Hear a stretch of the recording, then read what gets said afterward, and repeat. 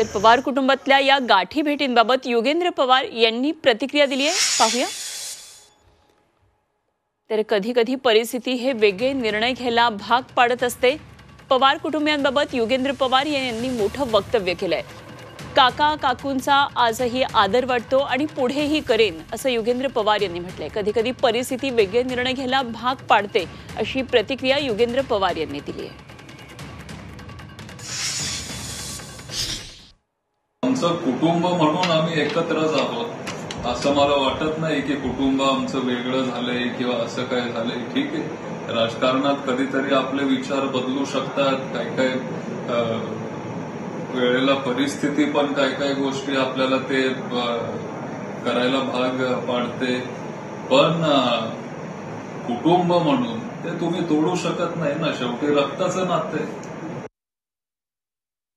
मी लहान बाळ असल्यापासून ते माझे काकी आहे आणि 30-32 वर्ष आम्ही सगळे एकत्र होतो.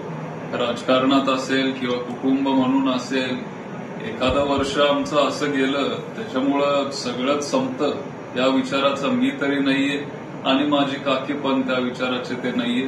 आणि त्याच्यामुळं काही तिथं झालं असेल काय म्हणतो पॉलिटिकल फील्डवर, तरी त्यांच्याबद्दल प्रेम आदर हे माझ्या मनात तरी कमी झालेलं नाही.